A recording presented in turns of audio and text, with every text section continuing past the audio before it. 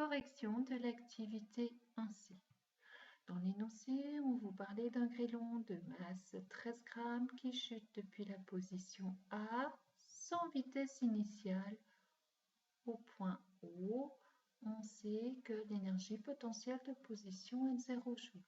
Notre grêlon passe du point A au point B, sachant qu'au point B, c'est l'altitude 0. Il tombe d'une hauteur h de 1500 mètres. Première question.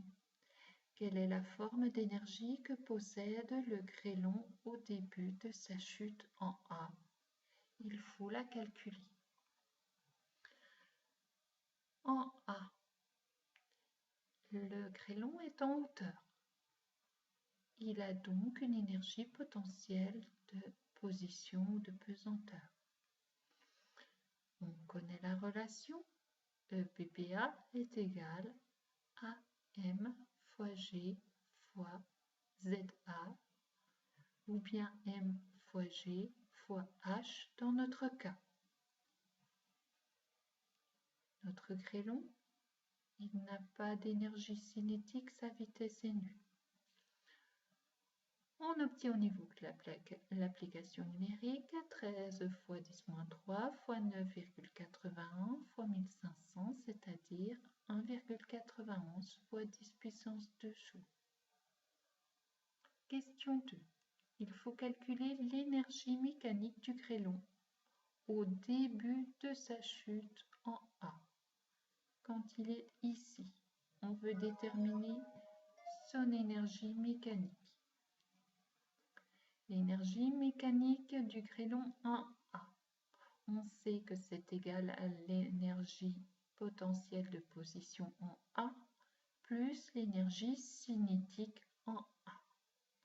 En A, on a bien vu qu'il n'était pas encore lâché, donc il n'a pas de vitesse. Si sa vitesse est nulle, ça veut dire que l'énergie cinétique en A est nulle. Dans ce cas-là, l'énergie mécanique sera égale à l'énergie potentielle de position plus 0. C'est-à-dire que l'énergie mécanique en A était égale à l'énergie potentielle de position en A.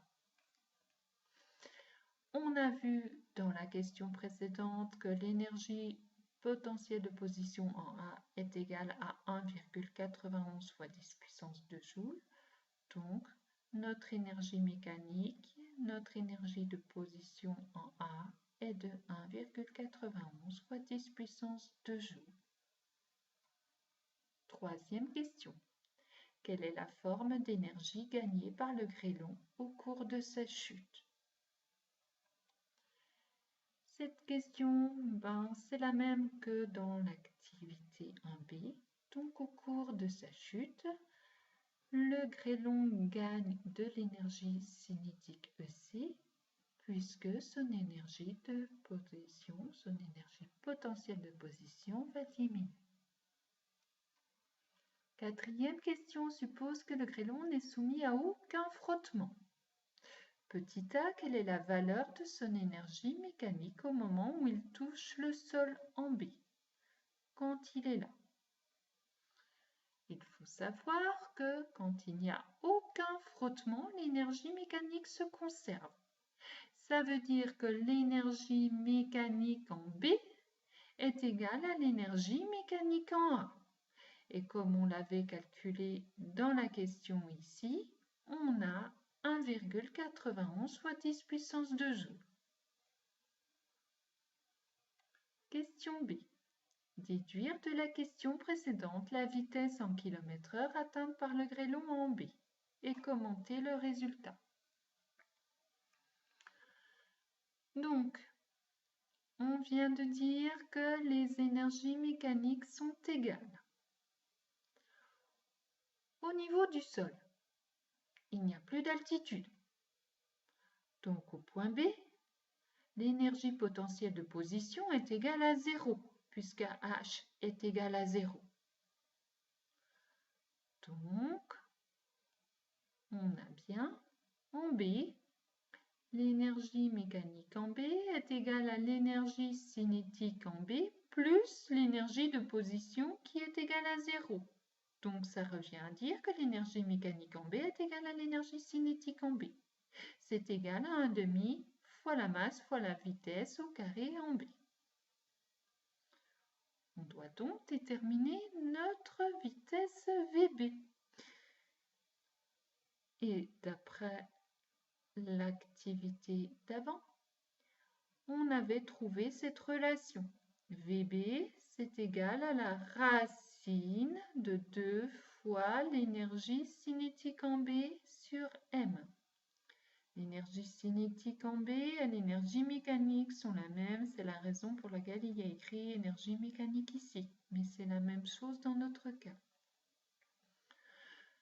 Pour l'application numérique, on prend la racine de 2 fois l'énergie mécanique et l'énergie cinétique, c'est donc 1,91 fois 10 puissance 2, divisé par la masse de notre grêlon qui est de 13 fois 10 moins 3, je m'excuse, il y a un petit point qui est arrivé qui devrait s'en aller.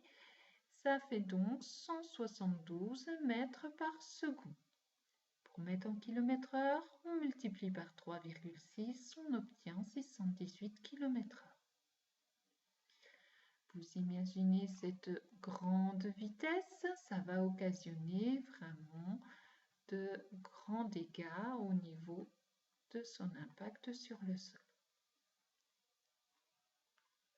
Question 5. En réalité, le grêlon touche le sol avec une vitesse de 160 km/h. Comment expliquer la différence avec le calcul précédent?